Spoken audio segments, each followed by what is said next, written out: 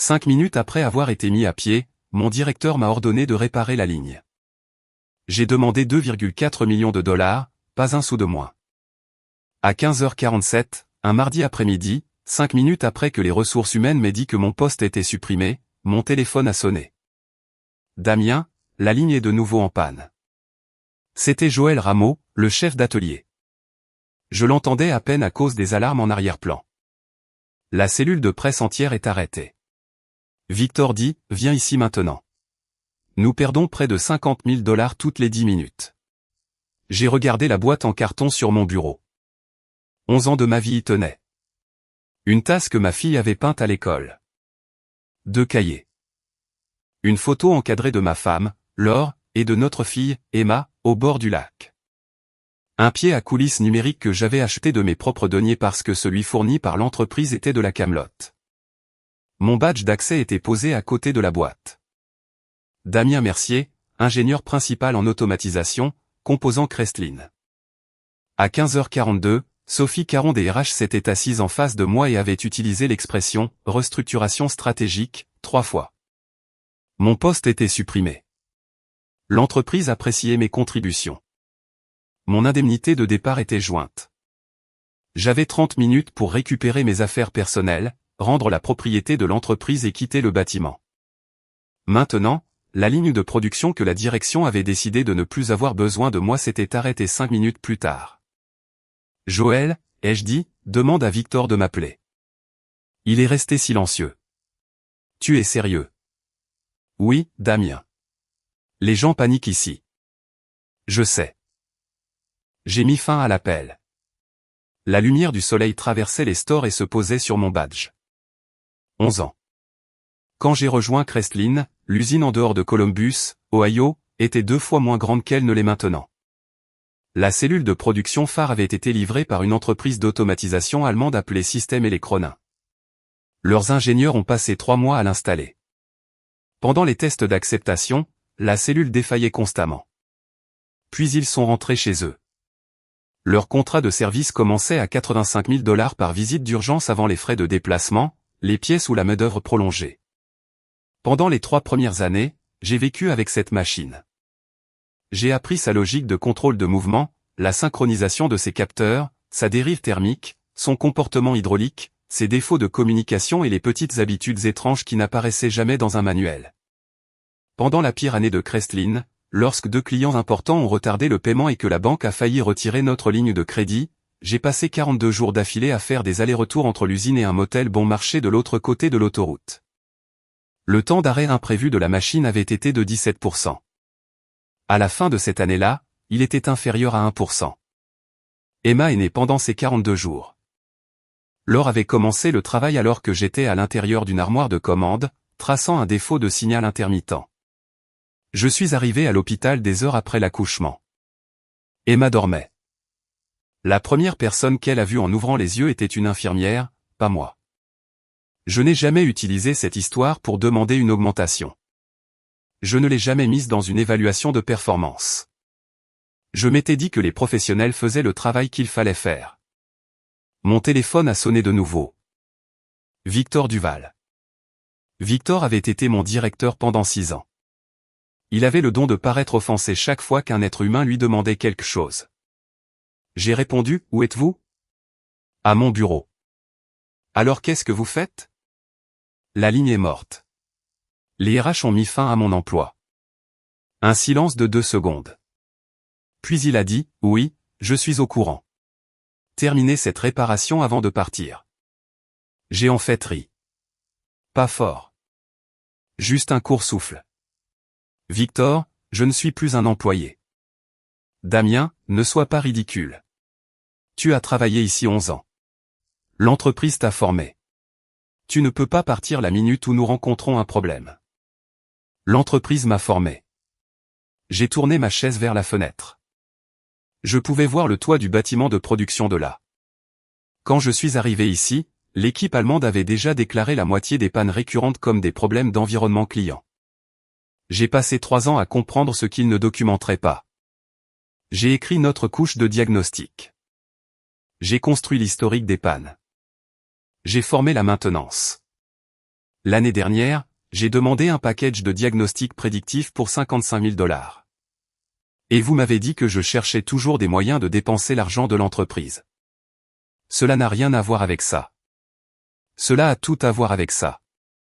Sa voix s'est durcie. Descendez là-bas et réparez la ligne. Non. Qu'avez-vous dit? J'ai dit, non, Victor. Si vous nous laissez tomber comme ça, je m'assurerai personnellement que chaque directeur d'usine du centre de l'Ohio sache quel genre d'employé vous êtes. Cela a retenu mon attention. Non pas parce que j'avais peur, mais parce que quelque chose en moi est enfin devenu très clair. J'avais passé 11 ans à confondre dépendance et respect. Victor ne pensait pas que j'étais précieux. Il pensait que j'étais piégé. D'accord, ai-je dit. Son ton a changé instantanément. Je savais que tu allais revenir à la raison. Vous avez mal compris. Je vais le réparer en tant que consultant externe d'urgence. Silence. Quoi? Mes honoraires sont de 2,4 millions de $.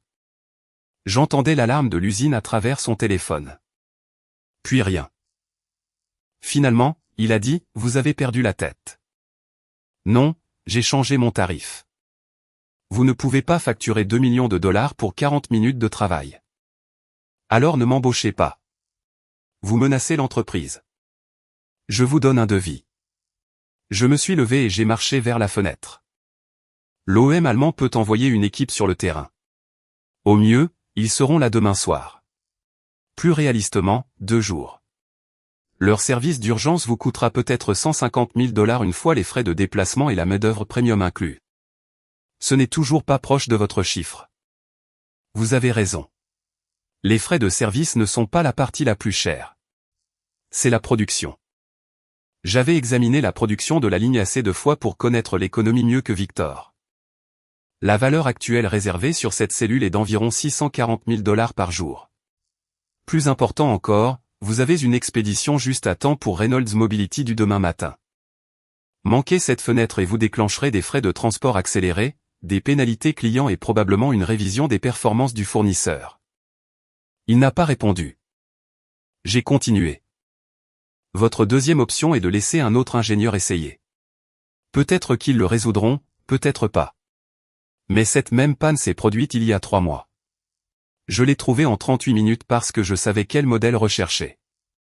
Cette partie était vraie.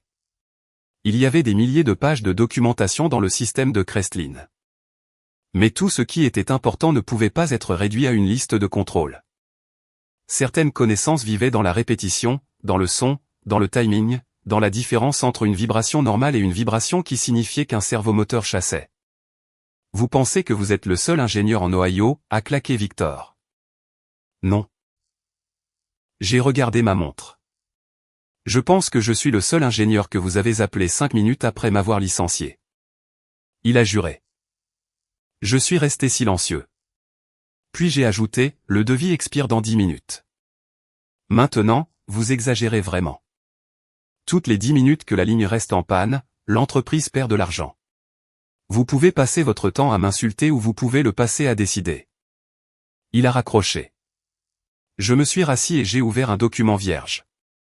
Résumé de la transition de travail. J'avais déjà préparé la majeure partie de mon transfert au fil des ans. J'étais obsédé par la documentation, les paramètres de l'équipement, l'architecture de contrôle, les intervalles de maintenance préventive, le dépannage standard. La partie précieuse n'était pas un fichier secret que j'avais caché. C'était le jugement. L'année dernière, après que Victor ait refusé le package de diagnostic, j'ai acheté une licence personnelle légale pour un outil d'analyse de vibrations commerciale et je l'ai utilisé à la maison sur des données anonymisées que j'étais autorisé à exporter à des fins de formation. J'avais construit mes propres modèles après les heures de travail. Crestlin ne m'a jamais remboursé. Ils ont juste apprécié les résultats. On a frappé à la porte ouverte de mon bureau. Joël se tenait là. Il avait 61 ans, les épaules larges, les tempes grisonnantes, et avait travaillé dans cette usine avant que Crestlin ne possède le bâtiment. Tu as vraiment été viré? Oui.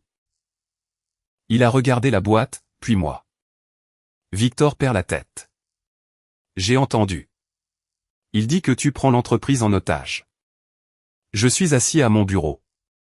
Joël a presque souri, mais cela n'a pas duré. Damien, cette ligne a besoin de toi. La ligne ne prend pas de décision concernant les salaires. Il a regardé vers l'atelier de production. Je savais qu'il y avait quelque chose de fatigué sur son visage. Sais-tu qui d'autre a été viré? Marc Elie de l'outillage. Cécile Prime de la qualité. Les mâchoires de Joël se sont serrées. Marc avait 64 ans et était à 2 ans de la retraite. Cécile avait rejeté un lot de roulement moins cher le mois précédent et avait forcé les achats à les retourner. Et j'étais l'ingénieur individuel le mieux payé de l'équipe de Victor. 3 personnes, 3 coups gênants. Victor pense que l'équipement est stable maintenant. Maintenant, ai-je dit, il pense que le plus dur est passé. Joël m'a fixé. Puis il a secoué la tête. C'est la chose la plus stupide que j'ai entendue en 20 ans. Mon téléphone a sonné. Cette fois, c'était Alain Breton, le directeur des opérations de Crestlin. Damien, pouvons-nous parler? Nous parlons. Il a soupiré. Victor m'a donné votre chiffre. Alors vous connaissez le prix. 2,4 millions de dollars, ce n'est pas raisonnable. Alors ne le payez pas. Allons. Nous nous connaissons depuis longtemps. Alors, saviez-vous que j'étais mis à pied aujourd'hui? Il est resté silencieux. Ce silence a répondu à la question. J'ai regardé la photo encadrée dans ma boîte. Emma y manquait une dent de devant. Laure avait pris la photo lors d'un voyage au lac que j'avais failli annuler parce que Victor voulait que je sois à l'usine ce week-end-là. Alain, j'ai manqué la naissance de ma fille pour cette entreprise. Damien, je ne demande pas de sympathie. Je vous dis le prix de la confusion entre la loyauté et la propriété. Il a pris une profonde inspiration.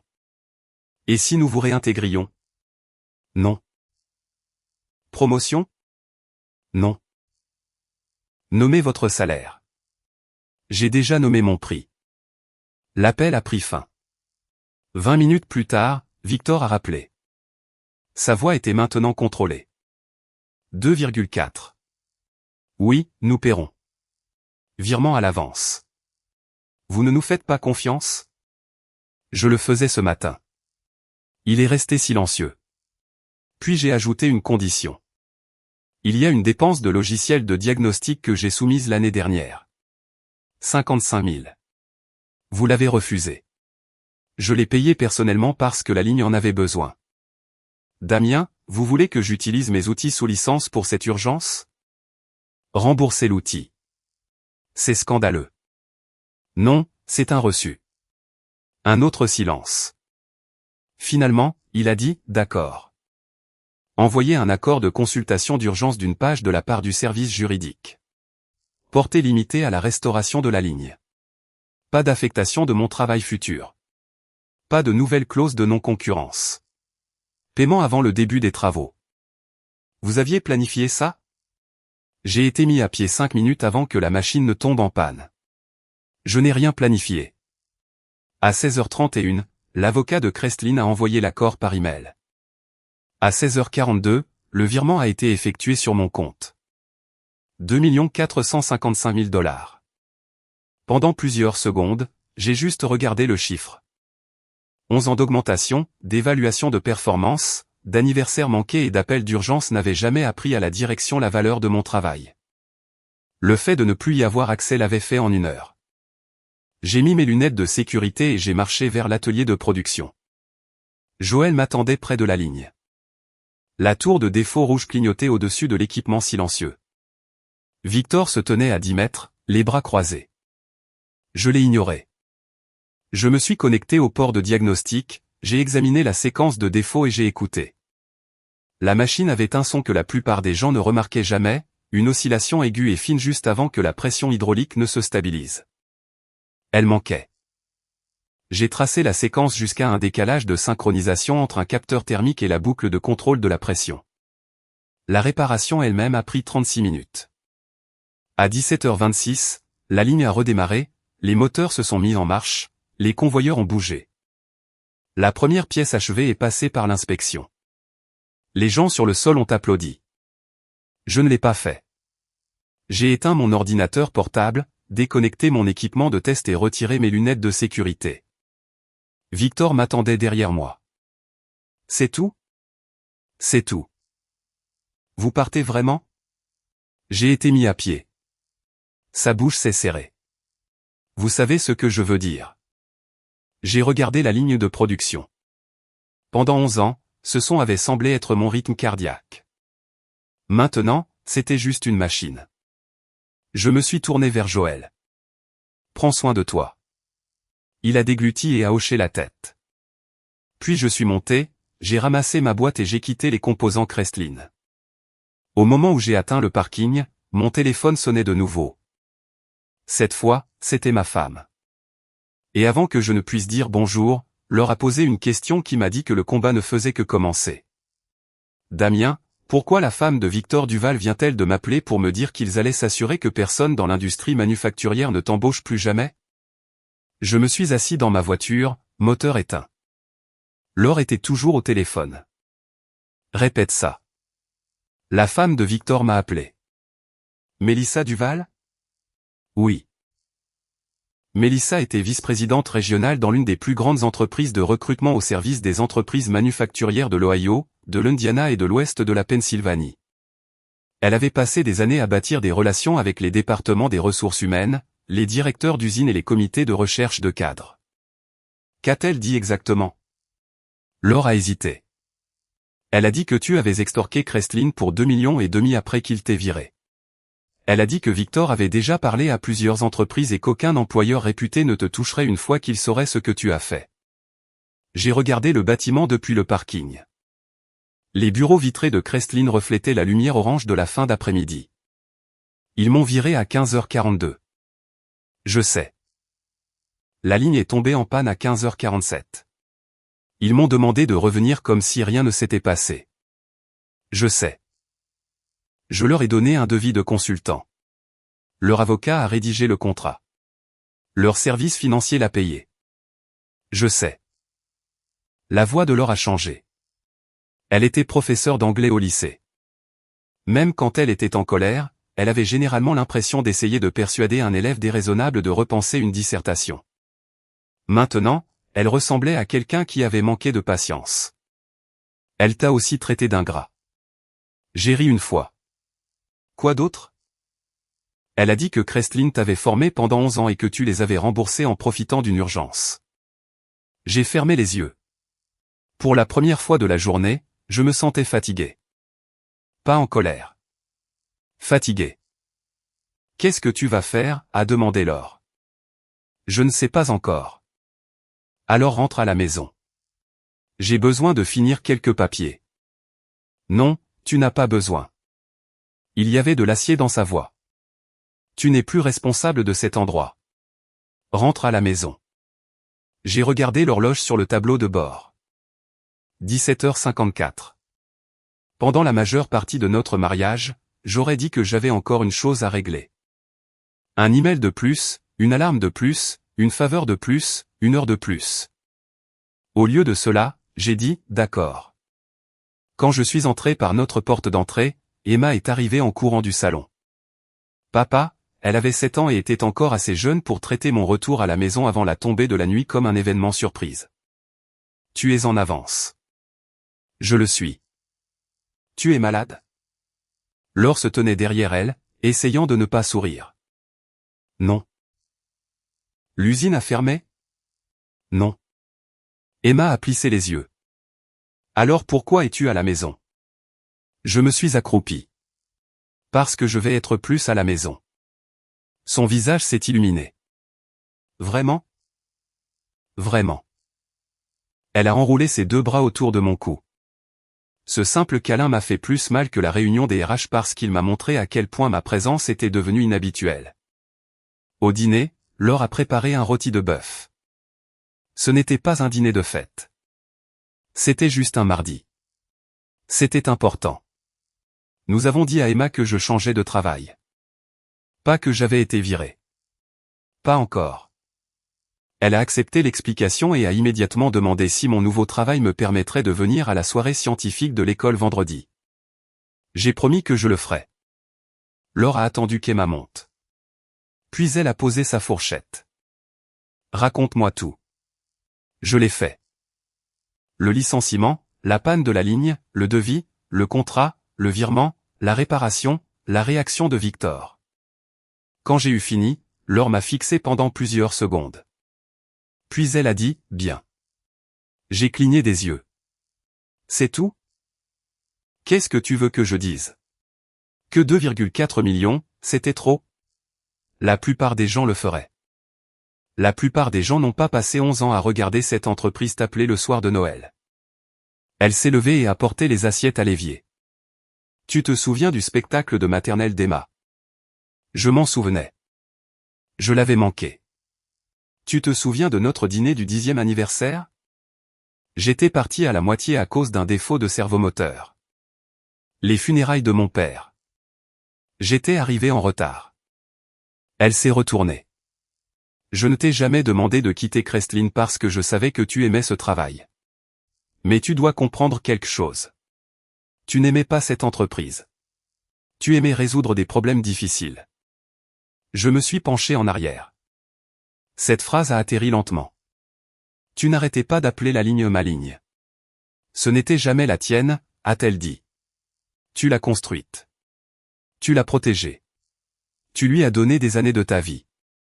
Mais quand la direction a décidé que tu coûtais cher, cette machine ne s'est pas levée lors d'une réunion pour dire « Damien Mercier reste ». J'ai fixé la table. Elle s'est approchée. Tu ne dois pas ta vie à une machine. Le lendemain matin, je me suis réveillé à 5h10 sans réveil. Pendant 11 ans, mon corps avait appris à se préparer pour l'usine avant le lever du soleil. Je me suis assis sur le bord du lit et j'ai écouté. Pas de téléphone, pas d'alerte de production, pas de SMS de Victor, juste la maison. À 6h30, j'ai fait des crêpes. Emma est descendue et m'a regardé comme si j'avais cambriolé la cuisine. Papa a fait le petit déjeuner. Ne sois pas si terrifié. Elle en a goûté une. C'est bon. Laure a ri dans son café. À 8h, j'ai conduit Emma à l'école. À 8h42, mon téléphone a sonné. Numéro inconnu. Monsieur Mercier. Oui, c'est Michel Grand. Je suis vice-président de l'ingénierie chez Manufacture Titan Forge. Je me suis redressé. Titan Forge était l'un des plus grands groupes de fabrication avancés du Midwest.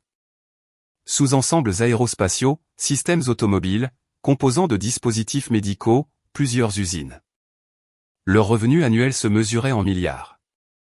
J'ai entendu dire que vous aviez quitté Crestlin hier. Les nouvelles voyageaient vite dans l'industrie manufacturière. C'est exact. J'ai aussi entendu une version impliquant une réparation d'urgence. J'en suis sûr. Il a ri. La version que j'ai entendue venait de quelqu'un de l'atelier, pas des RH. Cela a changé ma posture. Nous avons 3 cellules électronins dans notre usine de Dayton, a-t-il dit. Plus récentes que celles de Crestlin. Elles ont été peu fiables depuis l'installation. L'OM est venu 4 fois. Quel genre de panne? Dérive thermique, blocage de contrôle aléatoire, réinitialisation de communication. Il blâme l'environnement et le comportement de l'opérateur. Je me suis frotté le front. Même famille de problèmes. Seriez-vous prêt à les examiner? Je devrais vous dire quelque chose d'abord. Mélissa Duval appelle des entreprises à mon sujet. Je sais. Vous savez? Elle a appelé notre directeur des ressources humaines ce matin. Et il lui a dit que Titan Forge n'externalisait pas le jugement d'ingénierie aux recruteurs. J'ai souri. Michel a continué, notre PDG m'a demandé de vous appeler directement. Vous ne passerez pas d'entretien par les RH. Quand? Demain, 13h. J'ai regardé le calendrier. J'y serai.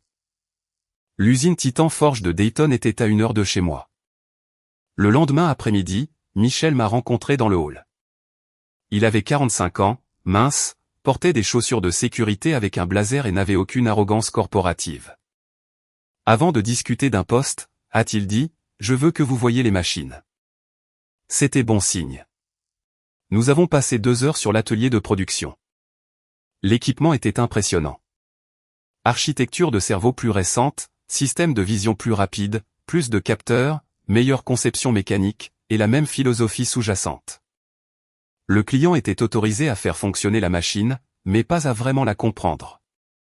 La cellule du milieu avait généré 43 pannes de contrôle thermique en 6 mois. J'ai demandé l'historique des événements. Un ingénieur l'a affiché.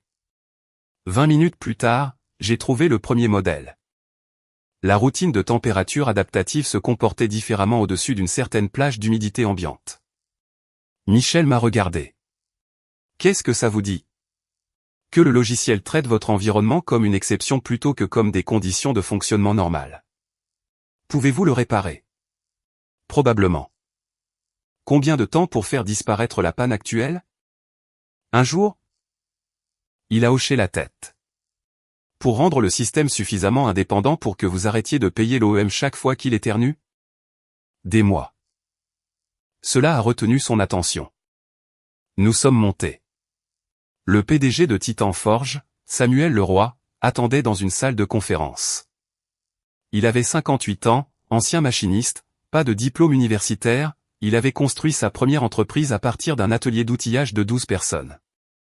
Sa poignée de main ressemblait à celle de quelqu'un qui avait passé des années à manipuler du métal. Michel a résumé ce que j'avais trouvé. Samuel a écouté. Puis il m'a regardé. Crestlin vous a viré parce qu'il pensait que la machine n'avait plus besoin de vous. C'est la version courte. Quelle est la version longue? Il voulait réduire les coûts. Victor croyait que le travail technique difficile était terminé. Samuel s'est penché en arrière. Il y a 3 ans, j'ai essayé de vous embaucher. J'ai regardé Michel. Il a hoché la tête. Samuel a continué. J'ai appelé Victor. Il m'a dit que vous étiez brillant mais impossible à gérer. Ça lui ressemble. J'ai demandé ce qui vous rendait impossible. Samuel a souri. Il a dit que vous pensiez toujours que l'effet technique importait plus que l'autorité de la direction. J'ai attendu. Avait-il tort, a demandé Samuel. Non. La pièce est devenue silencieuse. Puis Samuel a ri. Bien. Il a joint les mains. Je n'ai pas besoin d'un ingénieur qui est d'accord avec moi quand j'ai tort.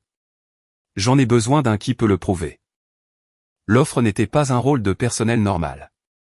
Directeur de la fiabilité de l'automatisation industrielle. Salaire de base $235 000. Objectif de bonus annuel 30%. Unité d'action.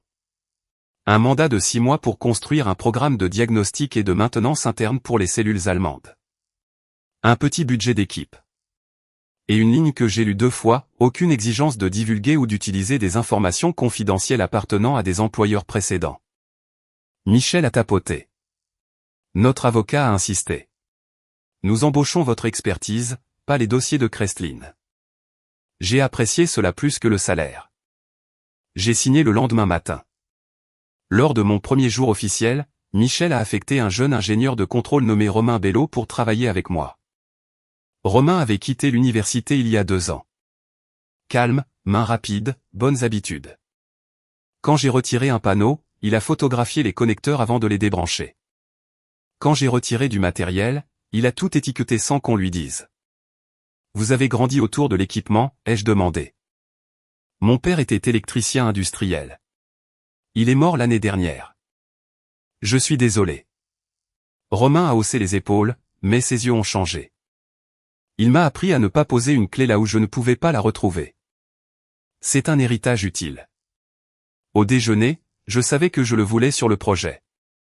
Cet après-midi-là, Michel m'a apporté l'historique de service de l'OEM. Chaque visite de service majeur avait eu lieu entre la fin de l'automne et le début du printemps. J'ai lu les dates 2 fois. Puis j'ai demandé, avez-vous des registres d'humidité pour l'usine? Il les a tirés. Le modèle était évident. Pendant les mois secs, l'équipement se stabilisait. Pendant les périodes estivales humides, la fréquence des pannes augmentait fortement. Les techniciens allemands avaient toujours programmé les visites de suivi pendant la saison sèche. Peut-être une coïncidence, a dit Michel. Peut-être. J'ai regardé les rapports de service. Mais si je facturais au client $90 000 chaque fois que je me présentais, je ferai très attention aux problèmes que je résolvais de manière permanente. Ce soir-là, je suis rentré à 16h30. Emma m'attendait à la sortie de l'école. Quand elle a vu ma voiture, elle a couru. Pas marché. Couru. Je lui avais dit que je viendrais. Et pour une fois, j'étais là. Sur le chemin du retour, elle a demandé, « Tu aimes ton nouveau travail ?»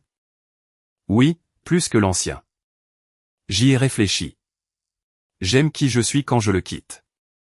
Elle n'a pas compris, mais moi oui. Cette nuit-là, après qu'Emma soit allée au lit, Laure m'a dit que Mélissa Duval avait rappelé. Qu'est-ce qu'elle voulait? S'assurer que je comprenais à quel point tu avais endommagé ta réputation. J'ai secoué la tête. Laure a souri. Je lui ai dit que Titan Forge t'avait embauché. Qu'a-t-elle dit? Rien pendant environ 5 secondes. J'ai souri aussi. Puis l'expression de Laure a changé. Elle a dit que Victor n'avait pas fini. Les mots semblaient dramatiques. Je les aurais rejetés une semaine plus tôt, mais à la fin de ma première semaine chez Titan Forge, j'avais la preuve que Victor avait déjà commencé quelque chose de plus grand qu'une liste noire. Le premier signe est venu d'un email que Michel m'a transmis le lundi matin. Objet, préoccupation de l'industrie concernant un ancien employé de Crestlin.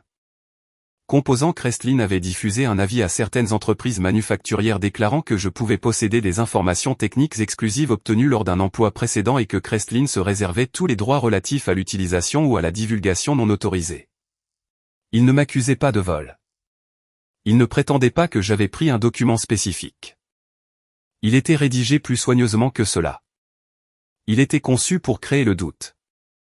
Michel se tenait dans l'encadrement de ma porte de bureau pendant que je le lisais. As-tu pris quelque chose? Non. Code source? Non. Dossier client? Non. Dessins internes? Non. Il a hoché la tête. Alors notre équipe juridique répondra.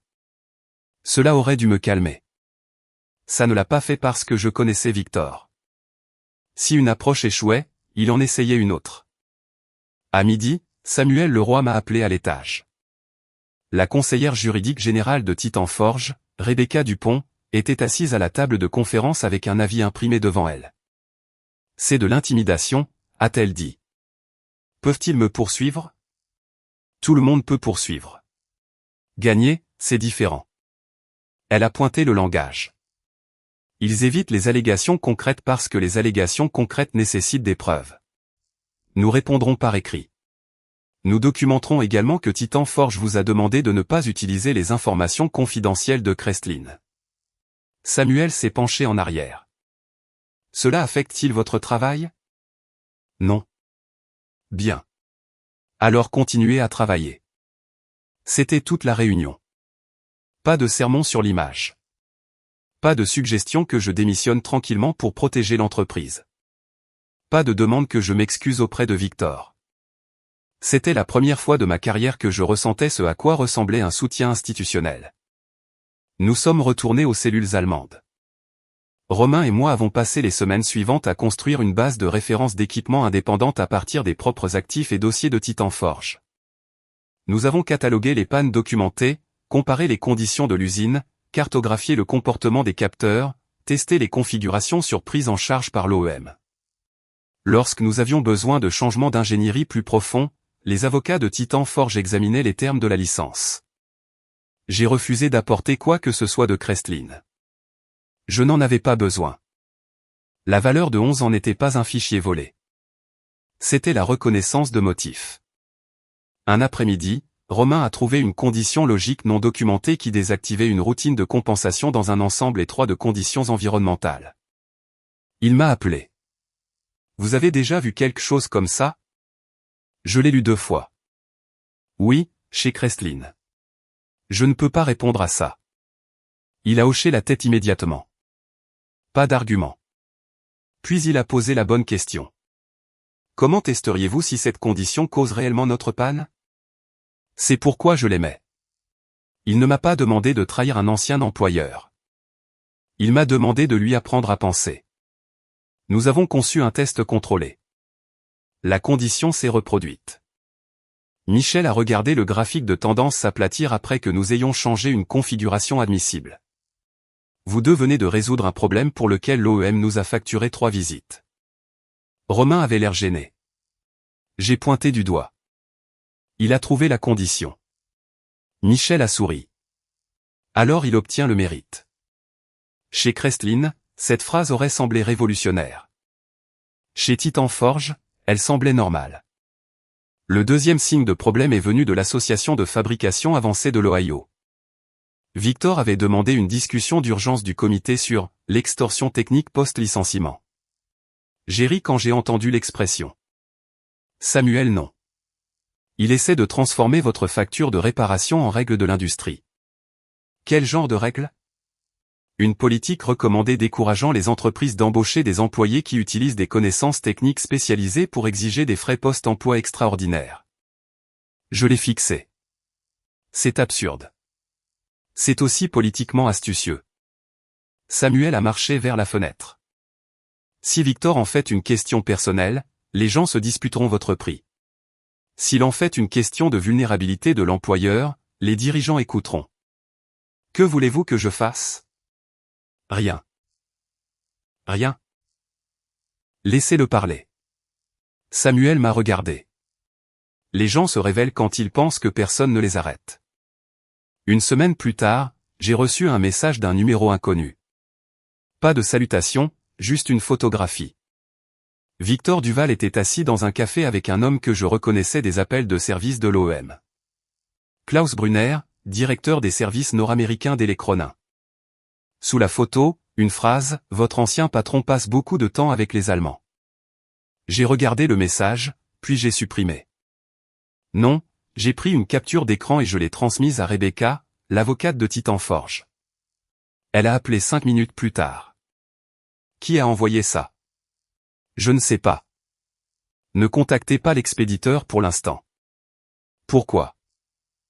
Parce que nous ne savons pas si c'est une preuve, un canular ou un potin. Bon conseil. 2 jours plus tard, un autre message est arrivé. Cette fois, c'était un court extrait audio. La voix de Victor était reconnaissable.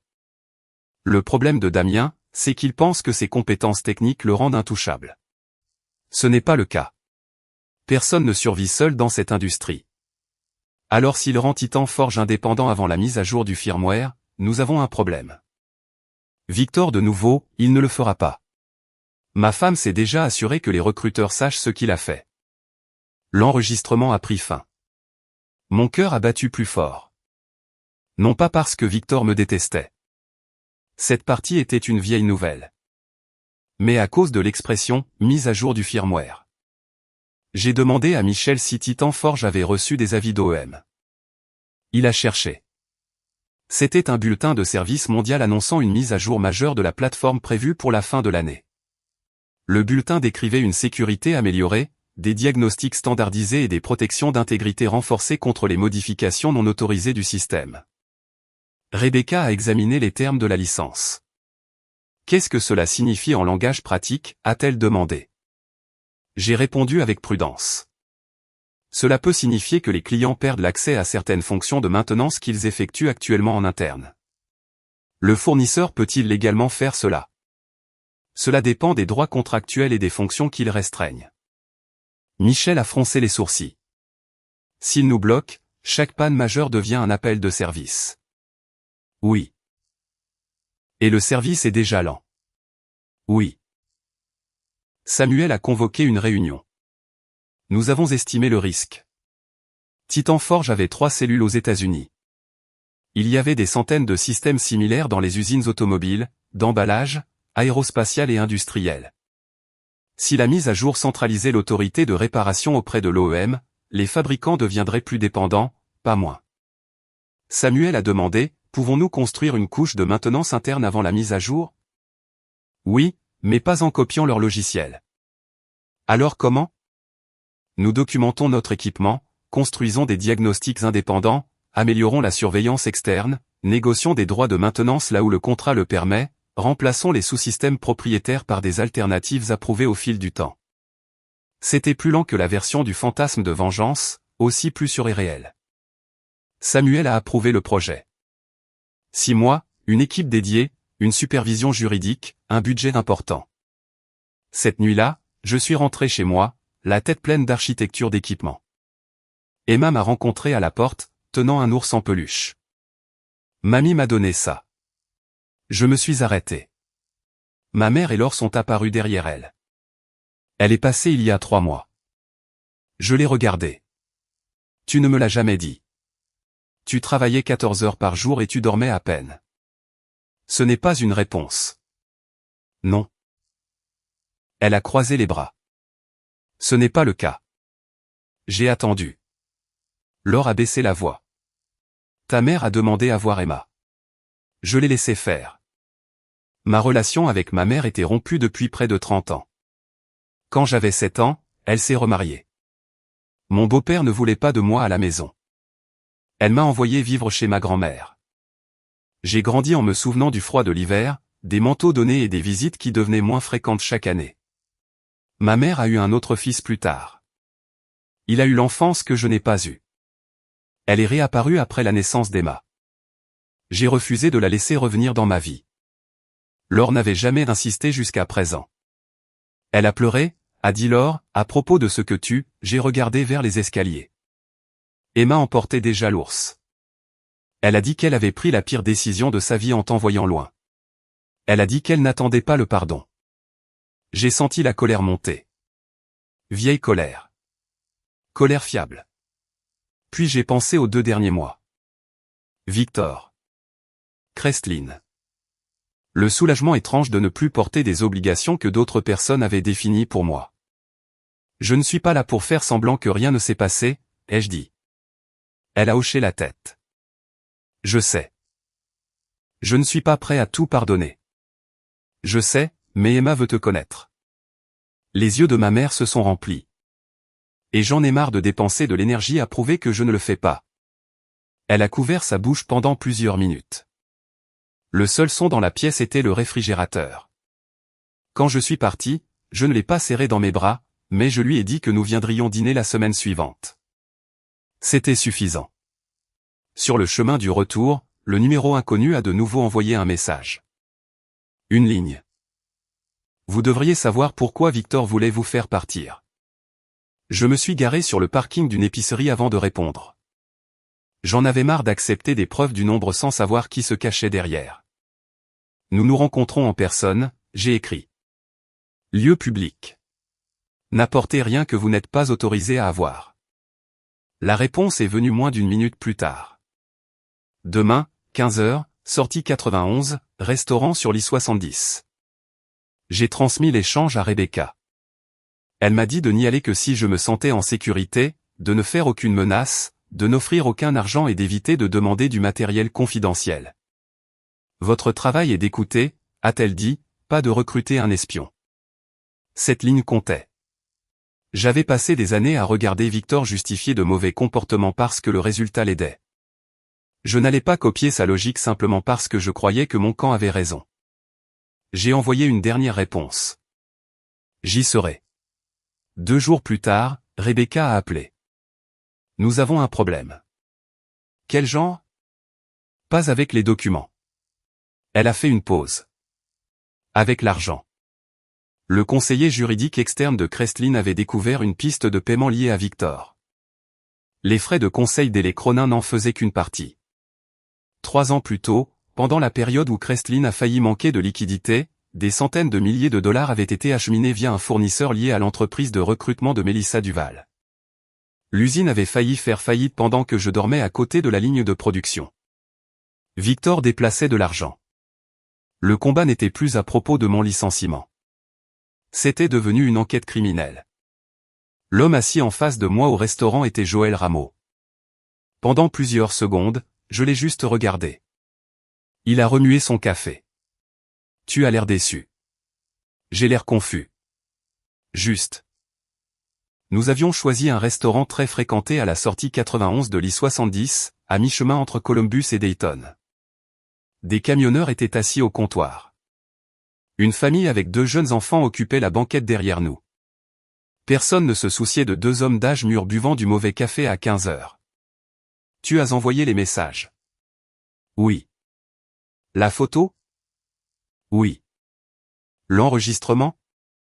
Oui. L'accord? Joël a hoché la tête. Je me suis penché en arrière. Comment? Il avait l'air plus vieux qu'il ne l'était chez Kreslin. Pas physiquement plus vieux. Il avait l'air de quelqu'un qui portait des informations depuis trop longtemps.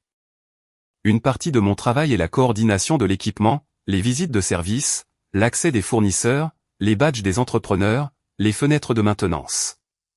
Victor pense que les gens de l'atelier sont des meubles. Ils parlent autour de nous. Cela explique la photo.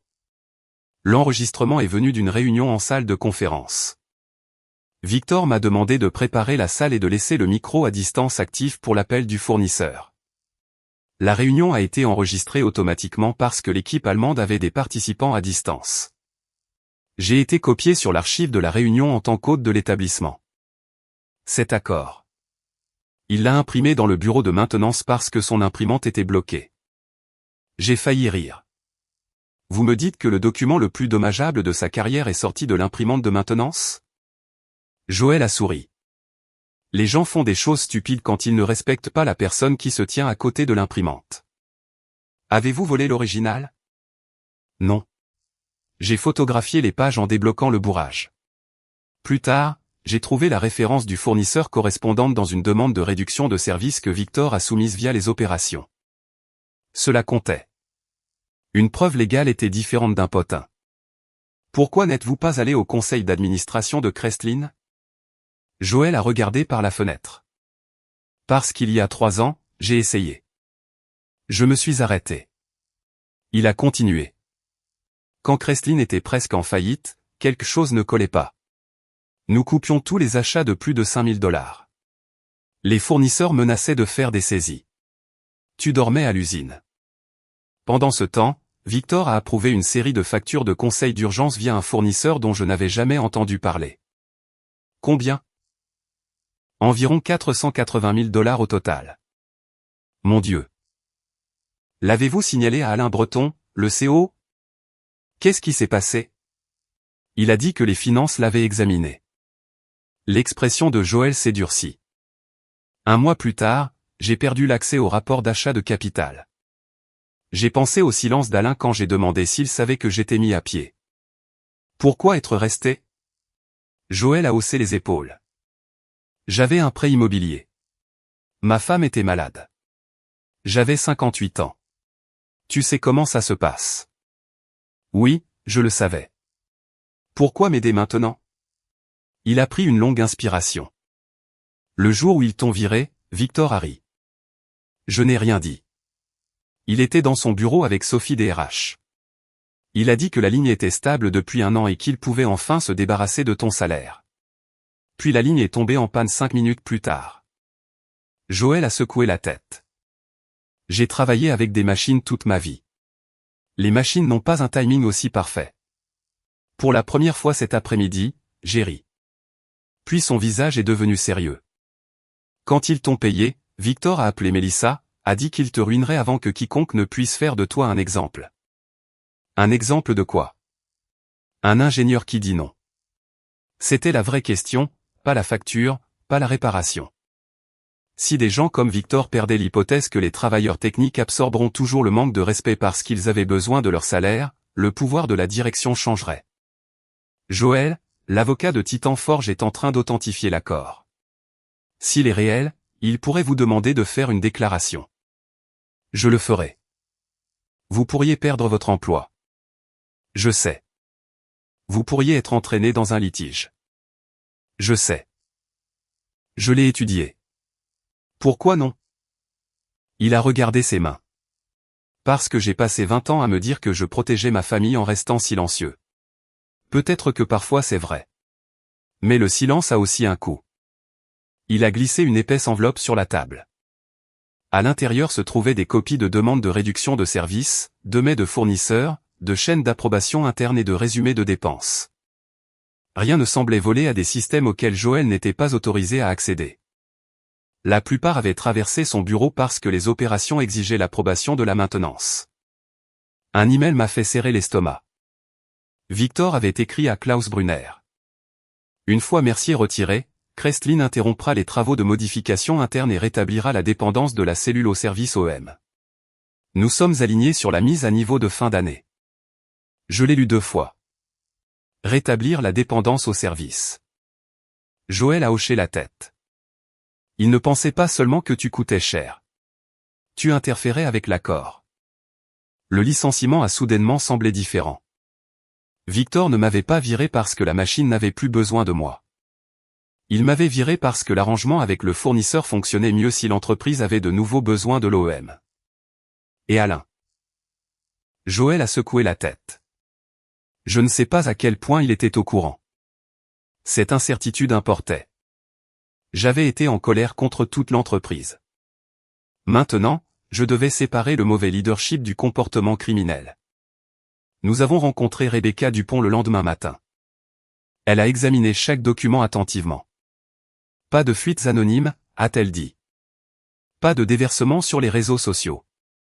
Pas de menace de Victor de l'exposer pénalement en échange d'argent. Je ne veux pas son argent. Bien. Elle a regardé Joël. Êtes-vous prêt à signer une déclaration sous serment décrivant comment ces documents sont entrés en votre possession? Oui. Êtes-vous prêt à témoigner? Oui. Elle a hoché la tête. Alors nous procéderons comme des adultes. Cette phrase m'a fait sourire. Rebecca a contacté le conseiller juridique externe de Crestlin, pas Victor. Elle a également contacté le bureau juridique américain d'Ele Cronin et a demandé la vérification de l'accord. Nous n'avons pas accusé. Nous avons demandé. Cette différence était importante.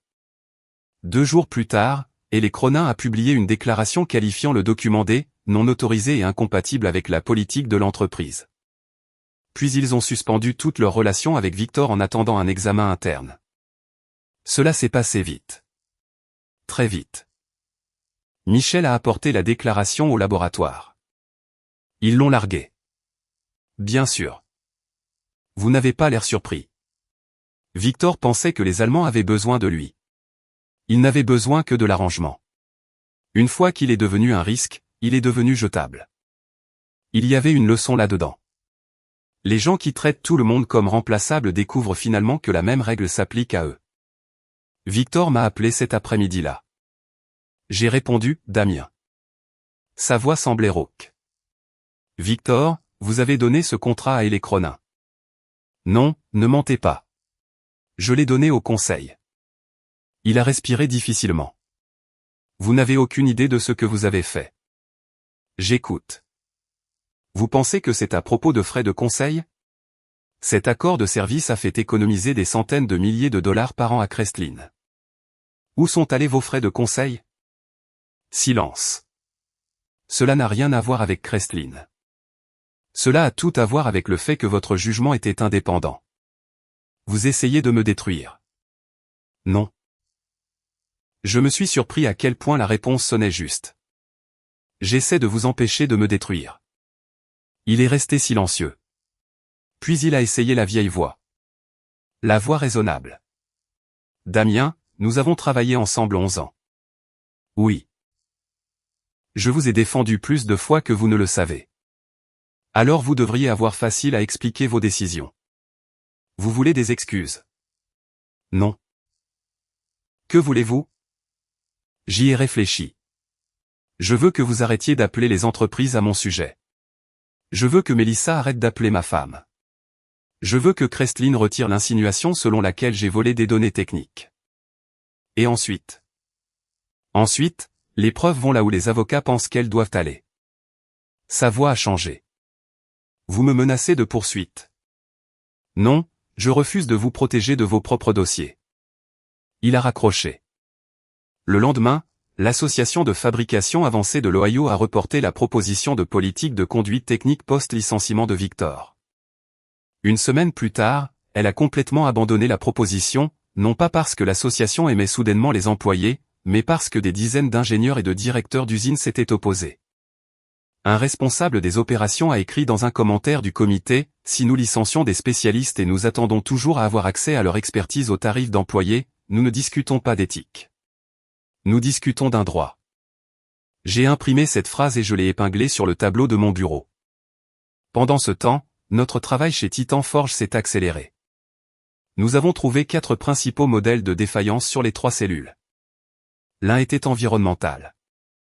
L'un provenait d'une séquence de calibration mal documentée. L'un impliquait un outil de service qui nécessitait inutilement une authentification OEM à distance. Le 4e était une limitation de conception dont Titan Forge n'avait jamais été informé. Nous avons mis en place une surveillance indépendante autour des 4. Romain a pris en charge la base de données de test. À la fin du 2e mois, il pouvait diagnostiquer certaines pannes plus rapidement que moi. Cela me rendait fier. Cela l'effrayait aussi. Un soir, il a dit, « Si je deviens trop bon à ça, n'as-tu pas peur que je te remplace ?» Je l'ai fixé. Puis j'ai ri. Quoi? Rien. J'ai pensé à Victor. Si tu me remplaces, cela signifierait que j'ai fait mon travail. Romain a froncé les sourcils. Ce n'est pas comme ça que la plupart des gens pensent. La plupart des gens confondent être nécessaire avec être précieux. Je lui ai tendu la tablette. Demain, tu dirigeras la révision. Son visage a changé. Moi. Toi.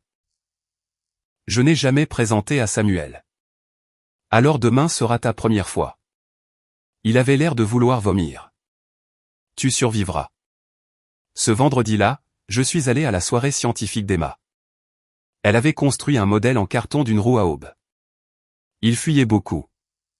L'eau coulait sur la table. Elle avait l'air horrifiée. J'ai attrapé des essuie-tout. Ta conception a un problème d'étanchéité. C'est grave? Non. J'ai souri. Ça signifie que tu es une ingénieure. Laura rit. Nous l'avons réparé ensemble. Sur le chemin du retour, Emma a dit, « Papa, tu es venu. » 3 mots. C'était tout. J'avais conclu des contrats de plusieurs millions de dollars pour des machines, résolu des pannes de production qui affectaient des usines entières et négocié une facture d'urgence suffisamment importante pour changer les finances de notre famille. Rien cette année ne m'a fait me sentir plus réussi que ces 3 mots. Tu es venu. 2 jours après la soirée scientifique, Joël a appelé de son camion. Ils m'ont retiré de l'atelier. Je me suis redressé. Qu'est-ce qui s'est passé? La sécurité de l'entreprise a demandé si j'avais copié des dossiers de fournisseurs pour vous. Avez-vous répondu? Je leur ai dit que j'avais conservé des documents qui relevaient de mes responsabilités professionnelles et que j'avais déjà parlé au conseil. Bien. Ils m'ont quand même mis en congé payé. Pour la première fois depuis le restaurant, j'ai entendu de la peur dans sa voix. Joël avait une date de départ à la retraite encerclée sur le calendrier de sa cuisine. Il m'avait dit un jour qu'il mesurait les décisions importantes en fonction du nombre de mois restants avant Medicare. Joël, ne démissionnez pas. Je ne le prévoyais pas. Ne supprimez rien. Ne m'envoyez rien d'autre. Rebecca vous obtiendra votre propre avocat si vous en voulez un. Il était silencieux. Faites-le. Vous avez pris un risque en disant la vérité. Cela ne fait pas de moi votre responsabilité. Non, mais je ne vais pas utiliser votre courage et disparaître ensuite. 1 heure plus tard, Rebecca avait mis Joël en contact avec un conseiller en emploi indépendant. Titan Forge ne l'a pas payé pour son témoignage et ne lui a pas demandé de nouveaux documents. Nous avons maintenu cette limite claire. Le conseil d'administration de Crestlin a appris le congé de Joël le lendemain matin. À midi, il avait été réintégré en attendant l'examen indépendant. C'était le premier signe que Victor perdait le contrôle au sein de sa propre entreprise. Le second est arrivé dans une lettre du conseiller juridique externe de Crestlin. Le conseil d'administration avait ordonné un examen médico-légal des paiements des fournisseurs liés à Elecronin. L'examen avait déjà trouvé quelque chose sans rapport avec mon licenciement, mais impossible à ignorer. 3 ans plus tôt, pendant la crise de trésorerie de Crestlin, plusieurs gros paiements de consultation avaient transité par un fournisseur lié à l'entreprise de recrutement de Mélissa Duval. Au même moment, les fournisseurs n'étaient pas payés et l'entreprise demandait aux employés de geler les dépenses discrétionnaires. J'ai lu le résumé 2 fois. À l'époque, l'usine avait été proche de la faillite alors que je dormais à côté de la ligne pour la maintenir en vie. Victor ne se tenait pas à côté de moi, protégeant l'entreprise. Il se protégeait lui-même. Laure m'a trouvé à la table de la cuisine avec la lettre ouverte. Est-ce ce que je pense que c'est? Peut-être. Cela prouve-t-il quelque chose? Pas encore. Elle a tiré une chaise. Alors ne vis pas la fin avant qu'elle n'arrive. Je l'ai regardée. Elle a tapoté le papier. Tu as passé 11 ans à résoudre des problèmes de machine en attendant les données. Fais la même chose avec les gens. J'ai plié la lettre et je l'ai rangée. Elle avait raison. Le combat ne concernait plus ma facture d'urgence ou si Victor m'aimait. Il s'agissait de dossiers, d'argent et de décisions qui avaient été cachés bien avant que je n'entre au RH avec une boîte en carton. Rebecca ne me laissa pas toucher aux preuves. C'était probablement sage. Une fois que le conseil externe de Crestlin découvrit les transferts douteux, son conseil d'administration engagea une firme de comptabilité judiciaire indépendante. Victor fut mis en congé administratif. L'entreprise de recrutement de Mélissa Duval publia une déclaration niant tout acte répréhensible. Crestlin retira l'avis suggérant que je pouvais posséder des informations techniques volées. Elle le fit discrètement. J'insistai pour que le retrait soit aussi direct que l'avertissement initial. Rebecca négocia la formulation. Crestlin confirma n'avoir aucune preuve que j'avais retiré du code source propriétaire, des fichiers clients ou des documents techniques confidentiels. Cette phrase comptait plus que l'argent que j'avais facturé pour la réparation. La facture de réparation était une transaction. Ma réputation était ma carrière. Le conseil d'administration ouvrit également une enquête sur les raisons de mon licenciement. Je ne demandais pas à récupérer mon emploi. Alain Breton appela tout de même. Je vous dois des excuses. Il semblait plus âgé que 2 mois plus tôt. Pour quelle partie? Il le méritait. Pour avoir su que Victor voulait vous voir partir et ne pas l'avoir contesté. Je me suis assis dans mon bureau de Titan Forge. Pourquoi ne l'avez-vous pas fait? Parce que les chiffres soutenaient la réduction. Ce n'est pas ce que j'ai demandé. Il expira. Parce que Victor a rendu facile de croire que vous coûtiez cher. J'ai regardé à travers la vitre Romain travaillant avec 2 techniciens. Est-ce que c'était le cas? Oui. Alain ne l'a pas esquivé. Vous étiez notre ingénieur le mieux payé. Et nous avons commis l'erreur de mesurer votre coût plus attentivement que votre valeur de risque. C'était mieux. C'était aussi trop tard. Damien, le conseil veut discuter de votre réintégration. Non. Directeur principal. Non. Nommez votre chiffre. J'ai déjà un emploi. Nous pouvons battre Titan Forge. Ce n'est pas le propos. Il marqua une pause. Est-ce à cause de la loyauté? J'ai ri. Non, l'ancien Crestlin aurait adoré ce mot. Je pars parce que je ne fais plus confiance au système de gestion qui a permis à Victor de se rendre indispensable tout en traitant les connaissances techniques comme des frais généraux. Alain n'eut pas de réponse. Puis il dit, juste. Cela me surprit. Crestlin va survivre, continua-t-il. Mais nous avons beaucoup à réparer. Alors réparez-le. Je le pensais. Je ne voulais pas que l'entreprise s'effondre. Des centaines de personnes y travaillaient. Joël y avait des amis. Des techniciens avaient des prêts immobiliers. Des opérateurs avaient des enfants. Une histoire de vengeance où toute l'entreprise brûlait parce qu'un ingénieur partait semblait satisfaisante jusqu'à ce que l'on se souvienne de ceux qui brûlaient réellement. Victor méritait des conséquences. Les employés ne méritaient pas le chômage. L'affaire pénale évolua lentement. Des enquêteurs fédéraux et des autorités étatiques furent impliqués car certains paiements traversaient des frontières étatiques et internationales. Je fus interrogé 2 fois. Les 2 fois, Rebecca était assise à mes côtés. Je ne répondis que ce que je savais. Pas de supposition, pas d'affirmation dramatique. C'était une autre chose que j'avais apprise. La vérité s'affaiblit quand on l'embellit. Joël fit une déclaration formelle décrivant comment les dossiers de service et les documents avaient relevé de ses responsabilités professionnelles. Les serveurs de Crestlin fournirent les registres comptables. L'enquête interne d'Elecronin confirma que Klaus Brunner avait approuvé un arrangement parallèle interdit. Klaus fut licencié. La société mère déclara publiquement qu'elle reverrait les pratiques de service et de maintenance en Amérique du Nord. Victor cessa de m'appeler. Mélissa cessa d'appeler Laure. Le silence était un luxe que j'avais oublié.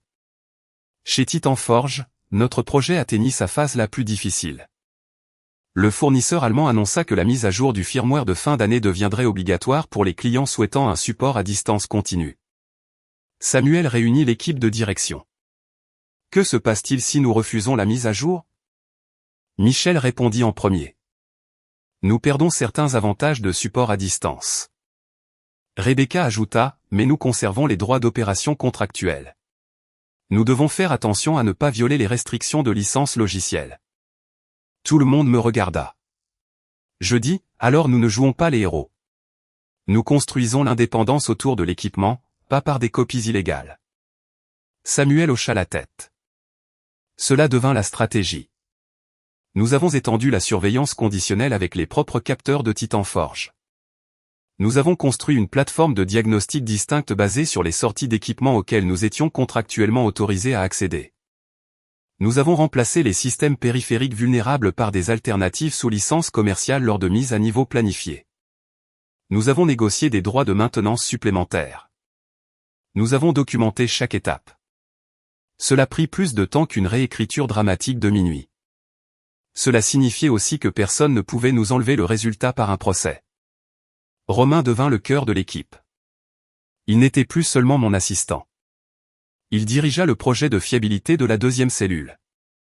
Lors d'une révision, il me contredit devant Samuel. 6 mois plus tôt, il se serait excusé avant de finir la phrase. Maintenant, il dit, Damien, je pense que votre modèle de défaillance est erroné.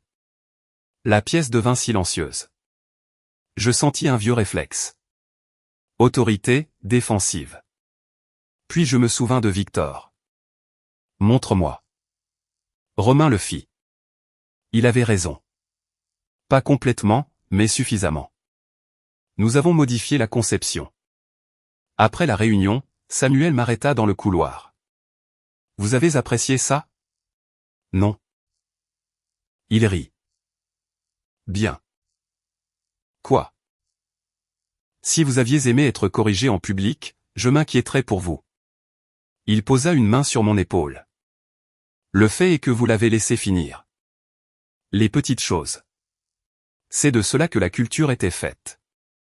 Pas d'affiche, pas de déclaration de mission. Des moments où un manager pouvait punir le désaccord et choisissait de ne pas le faire. À la maison, la vie changea de manière plus discrète. Je récupérais Emma à l'école la plupart des jours. Nous avons créé les règles du jeudi glace, une boule, sauf si Laure venait avec nous. Alors Emma en négociait 2. Nous avons rendu visite à ma mère 2 fois. Le premier dîner fut maladroit. Le deuxième le fut moins. Au troisième, Emma avait commencé à laisser des jouets à son appartement. Ma mère me donna un vieux livret de banque qui avait appartenu à ma grand-mère. Il y avait une petite somme d'argent dedans, pas assez pour changer ma vie, assez pour prouver que quelqu'un avait économisé pour moi. Je l'ai gardé parce que je pensais qu'un jour tu me laisserais te donner quelque chose, dit maman. J'ai failli refuser. Puis je l'ai pris, non pas parce que j'avais besoin d'argent. Parce que parfois, accepter des excuses tardives n'est pas la même chose qu'effacer le passé. Laure comprit. Elle le faisait toujours. Un soir, nous étions assis sur la terrasse arrière après qu'Emma se soit endormie. Tu regrettes Crestlin, demanda-t-elle. J'ai pensé à l'ancienne ligne, aux alarmes, au son après un redémarrage réussi. Parfois, la version de moi-même qui pensait que tout réparer était noble me manquait. Cette version a manqué beaucoup de dîners. Je sais, elle posa sa tête sur mon épaule. Je ne veux pas que tu deviennes moins ambitieux. Je sais. Je veux juste que ton ambition nous inclue. Cette phrase resta gravée en moi. L'affaire judiciaire contre Victor prit presque 1 an. Il plaida finalement coupable de charges liées à des transferts financiers illégaux et à des pots de vin non divulgués. Le langage juridique exact était moins dramatique que les rumeurs. Les conséquences ne furent pas la prison, mais la restitution, la confiscation d'actifs, la disgrâce professionnelle. L'entreprise de recrutement de Mélissa Duval perdit des clients importants et fut contrainte à une restructuration douloureuse. L'association manufacturière suspendit l'adhésion de son entreprise. Quand Joël appela pour me dire la sentence, j'étais debout à côté de l'une des cellules de Titan Forge. « Te sens-tu mieux » demanda-t-il. « Non, moi non plus. » Nous restâmes tous deux silencieux. Puis Joël dit quelque chose dont je me souvins. La justice ne ressemble pas toujours à une victoire. Il avait raison. Parfois, cela ressemblait à déposer enfin quelque chose de lourd. Crestlin avait changé à ce moment-là. Alain devint chef des opérations par intérim. Sophie Caron des RH démissionna. Le conseil créa une ligne d'assistance téléphonique de conformité indépendante et un comité de risque technique. Le plus important pour moi, ils changèrent la façon dont les connaissances en ingénierie étaient valorisées. Joël me dit qu'ils avaient créé une voie d'expert formel pour que les ingénieurs seniors n'aient pas à devenir managers pour avancer. Trop tard pour toi, dit-il. Pas pour la prochaine personne. C'était suffisant. Un vendredi après-midi, Michel entra dans mon bureau avec une enveloppe. Bonus. J'ai déjà le dépôt direct. Celui-ci est différent. À l'intérieur se trouvait une récompense de projet spécial. 325 000 $. Je la fixai. Il fut un temps où une telle somme d'argent aurait été la fin. Ce n'était pas le cas. Qu'est-ce que Romain reçoit, demandai-je. Michel sourit. Je savais que tu poserais la question. L'équipe de projet avait sa propre cagnotte. Chaque ingénieur, chaque technicien, chaque spécialiste de la maintenance, formule publiée, contribution documentée, processus d'appel, pas de mystère, pas de discrétion exécutive cachée derrière des mots vagues. J'ai signé l'accusé de réception. Puis j'ai écrit une note en bas. Veuillez ajouter Romain Bello en tant que co-responsable du rapport final du programme. Michel le lut. Il l'a mérité. Oui. Alors c'est fait. Ce soir-là, j'ai parlé alors du bonus. Elle siffla. Ça fait beaucoup de glace du jeudi. Emma entendit depuis le couloir. Combien de glace? Aucune, dit Laure. Conversation d'adulte. Emma apparut quand même. Je pense que je devrais en avoir parce que papa n'a ce travail que parce que je lui ai dit de rentrer plus souvent à la maison. Je la fixai. Laure rit si fort qu'elle dut s'asseoir. Honnêtement, dit-elle, elle a raison.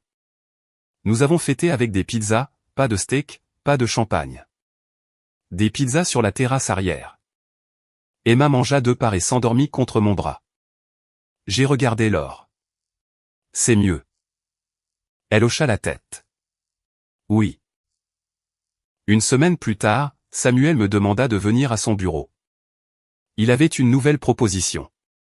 Vice-président de la fiabilité de l'automatisation. Plus d'argent, plus d'actions, une équipe plus grande. 2 ans plus tôt, j'aurais accepté avant qu'il n'ait fini la phrase. Maintenant, je lisais la description de poste. Voyage, réunion de direction, responsabilité multisite, plus de temps loin. Qu'en pensez-vous? Demanda Samuel. Je pense que vous devriez la donner à Michel. Samuel cligna des yeux. Michel est déjà vice-président de l'ingénierie. Alors faites en sorte que la fonction de fiabilité lui rende compte. Vous ne voulez pas la promotion. Je veux le travail. Samuel m'étudia. Puis il sourit.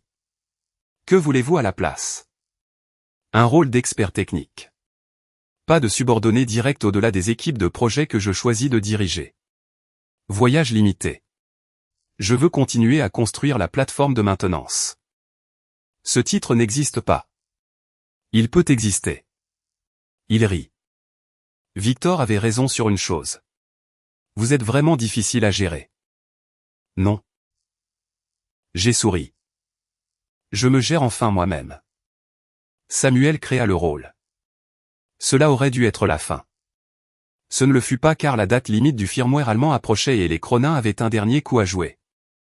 2 semaines avant la date de mise à jour obligatoire, Titan Forge reçut un avis.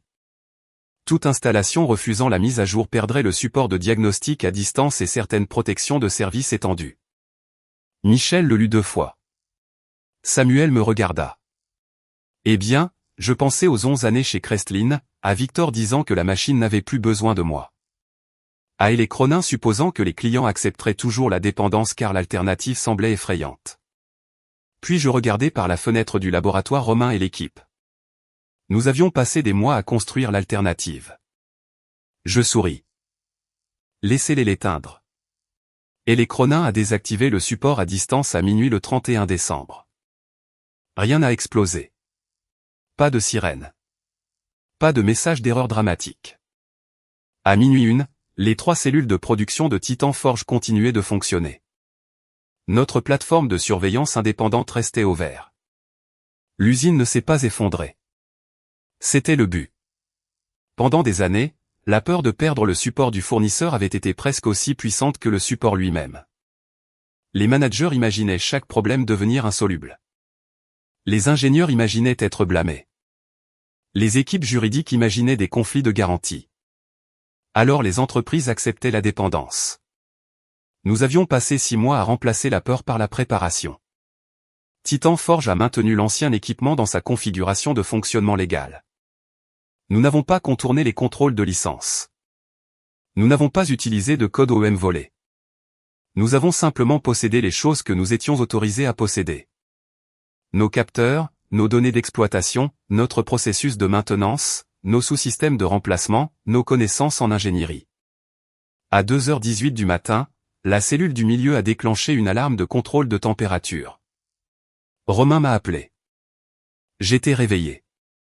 Non pas parce que Titan Forge l'exigeait, mais parce qu'Emma avait insisté pour que nous restions éveillés pour le nouvel an, puis s'était endormie sur le canapé à 23h20. Laure dormait à côté d'elle. Je montais les deux à l'étage quand mon téléphone a vibré. Damien, nous avons une alarme. Que disent les tendances? C'est pourquoi j'appelle. Je pense que je sais. Alors dis-moi. Il a expliqué. La panne n'était pas l'un des anciens blocages du fournisseur. C'était un capteur défaillant. Ordinaire, remplaçable. Qu'avez-vous besoin de moi, ai-je demandé. Romain a fait une pause. Honnêtement, oui. Rien. Je voulais juste un deuxième avis. Vous l'avez. Vous êtes d'accord? Je le suis. Une autre pause. D'accord. Appelez-moi si le remplacement ne résout pas le problème. Il l'a résolu. À 2h43, Romain a envoyé un SMS, résolu. Bonne année. J'ai répondu, bonne année. Rentrez chez vous. J'ai posé le téléphone face contre table. Laure a ouvert un œil. Usine gérée par vous. Non. Elle a souri les yeux fermés. Encore mieux. Elle avait raison. La vraie mesure de mon travail n'était pas le nombre d'urgences qui nécessitaient Damien Mercier. C'était le nombre de celles qui ne le nécessitaient pas. Au printemps, Titan Forge avait réduit les dépenses de service OEM sur ses 3 cellules de plus de 70%. Les temps d'arrêt ont diminué. Les capacités de maintenance interne ont augmenté. Romain a mené 2 récupérations majeures sans moi. Samuel a présenté le programme lors d'une conférence sur la fabrication. Il a affiché toute notre équipe sur la diapositive. Nom, rôle, contribution. J'étais assis dans le public. Cela signifiait plus que d'être la personne au podium. Ensuite, des dirigeants d'autres usines nous ont approchés. Titan Forge pourrait-elle concéder sous licence la plateforme de diagnostic? Notre équipe pourrait-elle fournir une formation? Pourrions-nous les aider à négocier des droits de maintenance? Samuel a vu une opportunité commerciale. J'ai vu un risque. Si nous transformons cela en un autre système fermé, lui ai-je dit, nous devenons ce dont nous nous plaignons. Il a hoché la tête. Que suggérez-vous? Formation et outils, pas prise d'otage. Nous avons créé un groupe de services basé sur une tarification transparente. Les clients pouvaient acheter du support. Ils pouvaient aussi former leur propre personne. La documentation était incluse. Pas de verrouillage artificiel. L'idée semblait moins rentable sur le papier. Elle a grandi plus vite que prévu. Il s'avère que les clients se souviennent de ceux qui les traitent comme des adultes. Crestlin est devenu l'un de ses clients. L'appel est venu d'Alain Breton. J'ai failli refuser la réunion. Puis Joël a appelé. Donne-leur une chance. Pourquoi? Parce que la ligne a besoin d'un plan de modernisation. Bien sûr que oui. L'ancienne ligne avait survécu grâce à une maintenance soignée pendant des années. La dette technologique ne disparaît pas parce que la direction l'ignore. L'équipe juridique de Titan Forge a géré l'engagement. Crestlin a payé des tarifs de conseil standard, pas 2,4 millions. Ce chiffre n'avait jamais été mon prix permanent. C'était le prix de l'urgence plus le manque de respect plus une entreprise découvrant trop tard qu'elle avait licencié la mauvaise personne. Quand je suis revenu dans l'usine de Crestlin pour la première fois, les gens ont arrêté ce qu'ils faisaient. Certains regardaient, certains souriaient. Un technicien a même applaudi. J'ai détesté ça.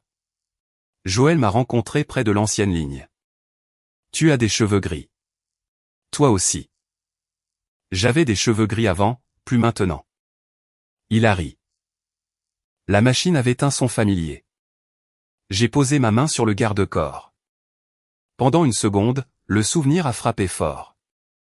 42 jours. Appel à l'hôpital.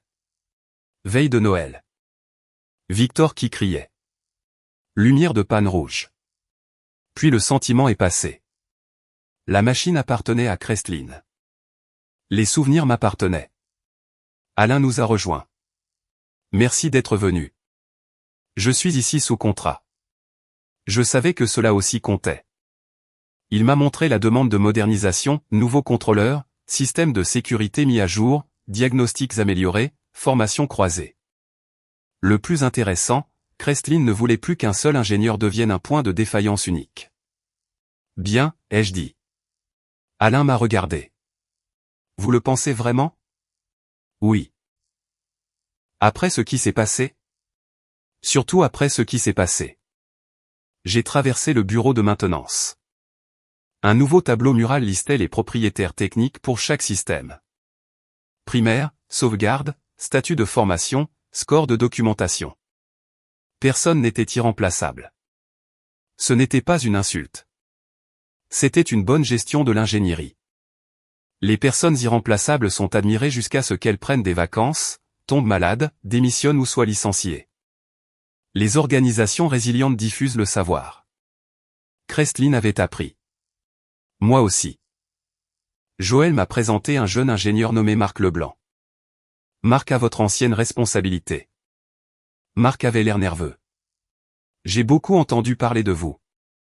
La plupart du temps, c'est exagéré. Joël a ri. Marc a dit, j'ai essayé de reconstruire certains des diagnostics que vous faisiez. Montre-moi. Nous avons passé 2 heures ensemble. Il était bon. Très bon. À un moment donné, il a dit, je sais que je ne suis pas vous. Je l'ai arrêté. N'essaie pas de l'être. Il avait l'air confus. Construis le système que tu comprends. Apprends ce que j'ai fait de bien. Jette ce que j'ai fait de mal. Qu'avez-vous fait de mal? J'ai regardé autour de l'usine. Je me suis rendu le plan de secours pour tout. Marc a hoché la tête lentement. Cela semble utile. Ça semble utile. J'ai regardé la ligne. Jusqu'à ce que tu réalises que l'entreprise a ton numéro de téléphone au lieu d'un système. Au déjeuner, Joël et moi nous sommes assis dans le même coin de la cafétéria où nous avions mangé pendant des années. As-tu déjà pensé que tu reviendrais? Non. As-tu déjà pensé que Victor irait en prison? Non. Joël a décollé le couvercle d'un yaourt. La vie est étrange. C'est ta grande conclusion philosophique. Je travaille en maintenance. Nous ne compliquons pas les choses. J'ai ri. Avant de partir, je me suis arrêté au RH. L'ancien bureau de Sophie Caron appartenait à quelqu'un de nouveau. Crestlin m'a demandé de signer un accusé de réception de visiteurs. Rien de plus, pas de clause de non-concurrence, pas de décharge, pas d'avertissement sur la loyauté. J'ai signé, rendu le badge et suis sorti. La conclusion est surestimée. Parfois, tout ce que tu obtiens, c'est la preuve que le même couloir n'a plus de pouvoir sur toi. Cet après-midi-là, je suis allé la chercher. Elle avait 10 ans maintenant, plus âgée, plus opinionnée. Elle est montée dans la voiture et a annoncé qu'elle avait besoin de cartons pour un projet scolaire. Quel projet? Journée des carrières. Quelle carrière? Ingénieur. Je l'ai regardée dans le rétroviseur. Pourquoi? Elle a haussé les épaules. Tu répares des choses. Cette réponse m'a effrayé. Quel genre d'ingénieur? Je ne sais pas. Peut-être des robots. Bien. Les robots sont moins émotifs que les usines. Elle a froncé les sourcils. Papa, les usines ne sont pas émotives. Exactement. À la maison, elle a construit une affiche. Les ingénieurs résolvent les problèmes. Puis elle a ajouté en dessous, et il devrait rentrer à la maison pour le dîner. Laure a affirmé n'avoir rien à voir avec ça. Je ne l'ai pas cru. Le mois suivant, maman est venue chez nous pour l'anniversaire d'Emma. C'était la première fois qu'elle était chez moi, elle se tenait près de la porte, tenant un gâteau qu'elle avait fait elle-même. Pendant un instant, j'avais 7 ans à nouveau. Main froide, 2 manches courtes, une femme qui part. Puis Emma a couru vers elle. Mamie, le passé n'a pas disparu. Il a simplement cessé d'être la seule chose dans la pièce. Maman est restée pour le dîner. Laure l'a renvoyée chez elle avec des restes. Je l'ai conduite à son immeuble. Elle a tendu la main vers la poignée de la porte, puis s'est arrêtée. Damien, oui, je sais que je n'ai pas le droit de te demander quoi que ce soit. J'ai attendu, mais merci de m'avoir laissé connaître Emma. J'ai regardé le volant. Tu es bonne avec elle. Elle rend les choses faciles. J'ai souri. Elle ne rend rien facile. Maman a ri. Puis elle a commencé à pleurer doucement. Je ne lui ai pas dit d'arrêter. Je n'ai pas sauvé le moment. Après un moment, j'ai dit, viens dimanche prochain. Elle a hoché la tête. D'accord. Sur le chemin du retour, j'ai réalisé que j'avais passé des années à traiter le pardon comme un verdict. Coupable ou non coupable. Autorisé à revenir ou définitivement exclu. Peut-être que c'était faux. Peut-être que le pardon n'était pas une porte. Peut-être que c'était une limite qui pouvait bouger sans disparaître. Quelques semaines plus tard, Samuel m'a demandé de dîner. Pas un dîner d'entreprise. Juste lui, Michel et moi dans un petit restaurant près de l'usine. Après le dessert, Samuel a glissé un dossier sur la table. J'ai gémi, quoi? Rien de bon n'est jamais arrivé après qu'un exécutif m'ait glissé un dossier. Il a ri. À l'intérieur se trouvait une proposition. Titan Forge voulait créer une entreprise distincte de fiabilité industrielle, une filiale indépendante. Je recevrais des capitaux propres. Je choisirais le modèle technique. L'entreprise vendrait des diagnostics, de la formation et une stratégie de maintenance à travers l'Amérique du Nord, sans verrouillage artificiel du fournisseur, un service transparent, des données appartenant au client, une documentation de transfert ouverte. J'ai lu la proposition 2 fois. Vous voulez que je dirige une entreprise? Je veux que vous aidiez à en construire une. Je viens de retrouver ma vie. C'est pourquoi la structure est importante. Samuel a pointé la page de gouvernance. Pas de semaine de 60 heures obligatoires. Limite de voyage, plan de succession des cadres, leadership technique partagé au sein d'une équipe. J'ai souri. Vous avez intégré mes objections dans la proposition. J'ai travaillé avec vous assez longtemps. Je l'ai emporté chez moi. Laure a lu chaque page. Qu'en penses-tu, ai-je demandé. Elle l'a posé. Je pense que tu veux le faire. Je le veux. Je pense que tu as peur de redevenir la personne qui manque les anniversaires. Je le suis. Alors ne construis pas cette entreprise. Quoi? Construisant une différente. Elle a tapoté le dossier. Tu as passé toute ta vie à te plaindre que les managers ne comprenaient pas les gens techniques. Félicitations.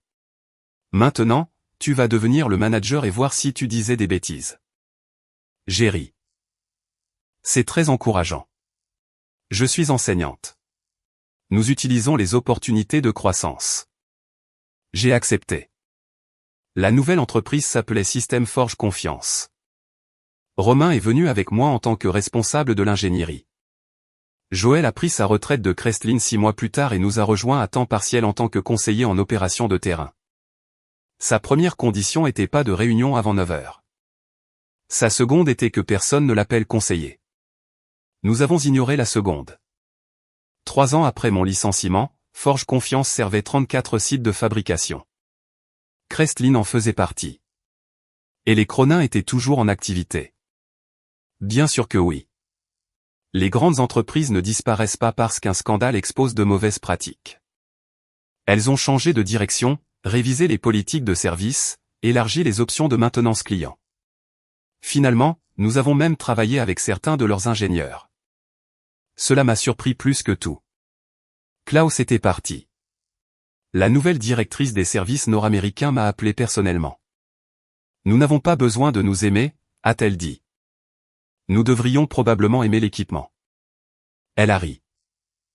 Nous avons bâti une relation professionnelle, pas d'amitié, pas de guerre, des affaires. Cela m'a semblé mature. Un soir, Romain m'a trouvé au laboratoire après 18 heures. Tu es toujours là. Toi aussi. Il a regardé l'horloge. Juste. Rentrez chez vous. Toi d'abord. J'ai pensé aux 11 années de manager prouvant leur engagement en restant plus tard que tout le monde. J'ai fermé mon ordinateur portable. Bon point. Nous sommes partis ensemble. Sur le parking, j'ai regardé mon téléphone.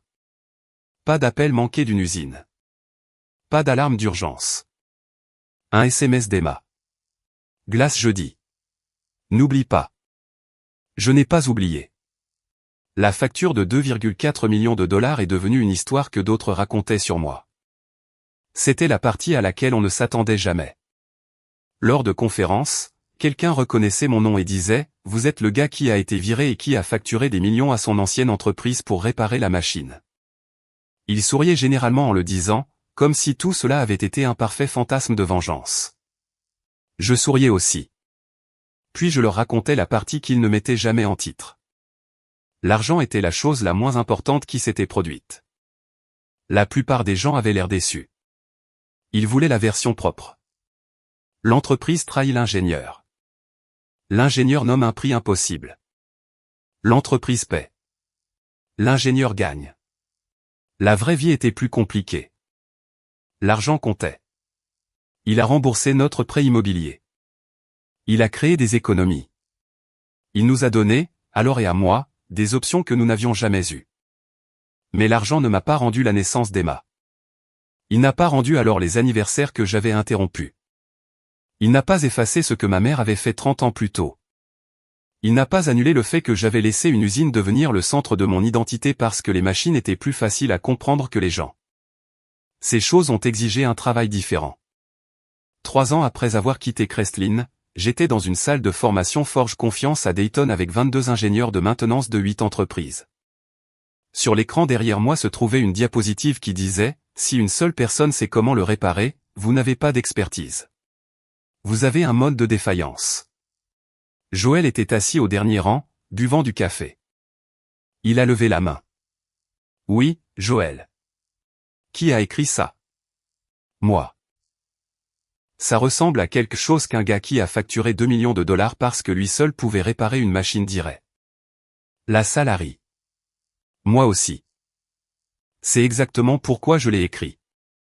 Je me suis tourné vers la diapositive. Quand j'ai quitté Crestlin, j'étais fier que personne d'autre ne puisse résoudre certaines pannes aussi vite que moi. Je pensais que cela prouvait ma valeur. J'ai regardé autour de la salle. Cela a prouvé 2 choses. J'étais bon dans mon travail et le système autour de moi était mal conçu. Un responsable de maintenance de l'Indiana a levé la main. Alors, vous dites que les spécialistes ne devraient pas exister ? Non, les spécialistes devraient exister partout. Les points de défaillance humains uniques ne devraient pas. J'ai dessiné 3 cercles sur le tableau blanc. Expertise, documentation, formation. Si votre entreprise n'a qu'un seul de ceux-ci, vous êtes vulnérable. C'était devenu le cœur de Forge Confiance. Nous formions les clients à réduire leur dépendance. Modèle commercial étrange. Les consultants veulent généralement que les clients aient besoin d'eux pour toujours. Nous voulions que les clients aient moins besoin de nous chaque année. Cela a créé la confiance. La confiance a créé des références. Les références ont créé plus d'affaires que la dépendance n'aurait jamais pu le faire. Après la session, Romain est resté. Il avait 28 ans maintenant, marié, dirigeant des projets. Il avait l'habitude de se frotter la nuque quand il était nerveux. Il le faisait. Quoi? J'ai eu une offre. J'ai souri. Bien. Il a eu l'air surpris. C'est tout? Quelle entreprise? Nordstar Aerospace. Bonne entreprise. Ils veulent que je dirige la fiabilité de l'automatisation. Bon travail. Son visage s'est tendu. Je ne sais pas si je la prends. Pourquoi pas? Il a regardé autour de la salle de formation. Je ne veux pas que vous pensiez que je suis ingrat. Pendant une seconde, Victor Duval est revenu dans ma tête. L'entreprise t'a formé. Loyauté. Après tout ce que nous avons fait pour toi. Je me suis penché sur le bureau. Romain, si jamais je te fais sentir coupable d'avoir une meilleure opportunité, rappelle-moi cette conversation et démissionne immédiatement. Il a fixé. Je le pense. Mais vous avez beaucoup investi en moi. C'était le travail. Je pourrais rester une autre année. Tu pourrais, mais seulement si rester est mieux pour toi. Il s'est assis. Que feriez-vous? Je comparerais le travail, le manager, l'argent, le temps et ce que tu veux apprendre. Vous ne seriez pas en colère. Je serais ennuyé si je devais te remplacer. Il a ri. C'est différent. Ça l'est. Il a accepté le poste. Nous lui avons organisé une fête. Une vraie. Pas le genre où la direction fait un discours sur la famille puis envoie les instructions de sécurité par email avant que l'employé n'atteigne le parking. Nous avons acheté du barbecue. Joël lui a offert une clé dynamométrique gravée de son nom. Je lui ai donné un dossier. À l'intérieur se trouvait une copie de la première revue de projet où il avait corrigé mon modèle de défaillance. Sur le devant, j'avais écrit « Continue de ne pas être d'accord ». Il m'a serré dans ses bras. J'ai fait semblant de ne pas remarquer mes yeux qui brûlaient. 6 mois plus tard, Romain a embauché une de nos jeunes ingénieurs. Il a appelé d'abord. Je veux m'assurer que vous êtes d'accord. Pourquoi appelez-vous? Courtoisie professionnelle. Arrêtez de voler mes gens. Il a ri. Sérieusement? Sérieusement? Embauchez-la si le rôle est bon. Merci, Damien. Après l'appel, Joël s'est penché dans mon bureau. Tu as créé un monstre. J'ai créé de la concurrence. C'est pire. Il a fermé la porte avant que je ne puisse lui lancer un stylo. À la maison, Emma avait 10 ans. Elle ne courait plus vers la voiture à la sortie. Elle marchait avec des amis. Elle avait des opinions sur la musique. Elle avait aussi découvert le sarcasme, que leur prétendait venir de moi. Un jeudi, nous nous sommes arrêtés pour une glace. Emma m'a étudié par-dessus son cornet de chocolat. Papa. Oui. Maman dit que tu travaillais tout le temps. Elle a raison. Comme tous les jours, à peu près. Pourquoi? J'ai pensé à la réponse la plus facile. L'argent, la responsabilité, l'ambition, la loyauté envers l'entreprise. Tout était vrai. Rien n'était complet. Parce que les gens avaient besoin de moi. Elle a pris une bouchée. Ça a l'air bien. Ça peut l'être. Je l'ai regardé, mais je suis devenu accro au fait d'être nécessaire. Elle a froncé les sourcils. On peut devenir accro au travail? Oui. Toi? Oui. Comment as-tu arrêté? J'ai été viré. Elle a ri si fort que la glace a failli sortir par son nez. C'est terrible. C'était très efficace. Elle s'est essuyé le visage. Avais-tu peur? La question était plus sérieuse. Oui. Même avec l'argent? Oui. Pourquoi? Parce que je ne savais pas qui j'étais si je n'étais pas le gars qui réparait cette usine. Emma m'a regardé avec la franchise que les enfants gardent parfois même en grandissant. Tu étais toujours mon papa. J'ai détourné le regard. La fenêtre du glacier reflétait le trafic sur la route. Je le sais maintenant. Maman est entrée dans nos vies lentement. Pas de grande réconciliation. Pas de discours où 30 ans s'évaporeraient. Elle est venue aux anniversaires, à Thanksgiving, à un concert scolaire. Parfois, nous nous disputions. Parfois, je passais 2 semaines sans appeler. Parfois, elle s'excusait de nouveau pour le passé et je lui demandais de ne pas le faire. Un après-midi, elle a appelé et a dit que mon demi-frère voulait renouer. J'ai dit non. Elle l'a accepté. Cela comptait. Des limites respectées deviennent de la confiance. Des limites contestées deviennent des preuves. Laure et moi avons finalement fait le voyage que nous avions reporté pendant des années. Le Maine. Pas d'usine. Pas de conférence. Pas de rapide visite client. Nous avons loué une petite maison près de la côte. Le premier matin, je me suis réveillé à 5 heures par habitude. J'ai cherché mon téléphone, puis je me suis arrêté. Pas d'alarme. Je suis sorti et j'ai regardé le ciel s'éclaircir sur l'eau. Laure est sortie enveloppée dans une couverture. Tu vas bien? Oui. Tu as l'air étrangement paisible. J'essaie quelque chose de nouveau. Elle s'est tenue à côté de moi. Pendant plusieurs minutes, nous n'avons rien dit. Puis elle a dit, regrettes-tu de ne pas avoir quitté Crestline plus tôt? J'y ai réfléchi. Si j'étais parti plus tôt, peut-être qu'Emma m'aurait plus vu. C'est vrai. Peut-être que j'aurais plus dormi. Certainement. Peut-être que je n'aurais jamais développé les compétences qui nous permettent de faire ce que nous faisons maintenant. C'est aussi possible. Je l'ai regardé. Alors, je ne sais pas. Elle a hoché la tête. C'est probablement la bonne réponse. La vie donne rarement des contrefactuels nets. Tu ne peux pas savoir ce qu'un autre chemin aurait créé. Tu ne peux que décider quoi faire avec le chemin que tu as. Crestline a finalement retiré l'ancienne cellule de production. Joël m'a envoyé une photo. La machine était éteinte, les panneaux ouverts, les voyants d'avertissement. Pendant 11 ans, j'avais pensé que cette machine était permanente. Elle ne l'était pas. Rien d'industriel ne l'est. L'équipement se déprécie. Les entreprises fusionnent. Les managers partent. Les logiciels deviennent obsolètes. Même l'expertise change. La seule chose que tu emportes intacte est la façon dont tu apprends à prendre des décisions. Joël a envoyé un SMS, tu veux la vieille plaque signalétique? J'ai répondu, non. Puis j'ai changé d'avis.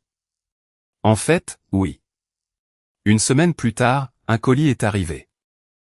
À l'intérieur se trouvait la plaque d'identification métallique de l'armoire de commande.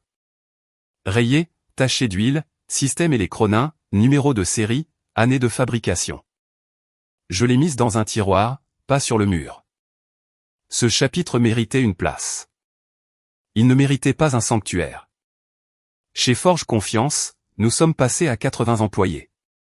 Cela a créé de nouveaux problèmes, politiques, erreurs d'embauche, litiges clients, batailles budgétaires, personnes qui voulaient des promotions avant d'être prêtes, managers qui communiquaient mal. Ingénieurs qui croyaient que le fait d'être techniquement correct excusait de maltraiter leurs collègues. J'ai appris que tous les conflits au travail n'avaient pas de méchants. Parfois, 2 personnes décentes voulaient des choses incompatibles. Parfois, une personne qui travaillait dur n'était toujours pas adaptée à un rôle. Parfois, les licenciements étaient de réelles décisions commerciales, pas une trahison. Cela rendait la façon dont nous les gérions plus importante.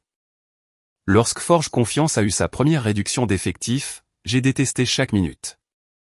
Nous avons perdu un client important après une acquisition. Les revenus ont chuté. 8 postes ont été supprimés. J'ai insisté pour que chaque employé concerné l'entende directement d'un leader. Indemnité de licenciement, couverture santé, soutien, références écrites si nécessaire. Temps pour récupérer les affaires personnelles en privé. Pas d'escorte de sécurité à moins qu'il n'y ait un problème de sécurité réel. Le plus important, personne n'a été invité à terminer un projet après la conversation de licenciement. À la fin de la journée, j'étais seul dans mon bureau. Joël est entré. Tu vas bien? Non. Bien. Je l'ai regardé. Il s'est assis. Ça veut dire que tu n'es pas Victor. Ce n'était pas réconfortant. Mais c'était vrai. Le leadership ne signifiait pas éviter toutes les décisions douloureuses. Cela signifiait refuser de rendre la douleur moins chère en prétendant que la personne qui la subissait n'avait plus d'importance. Des années plus tôt, Crestlin m'avait réduit à une ligne de compte. Puis 5 minutes plus tard, ils avaient eu besoin de l'être humain derrière la ligne de compte. Je n'ai jamais oublié cela. Le 5e anniversaire de mon licenciement, Laure m'a trouvé dans le garage. L'ancien badge Crestlin était dans ma main. Je l'avais gardé sans comprendre pourquoi. Tu vas quelque part? Non.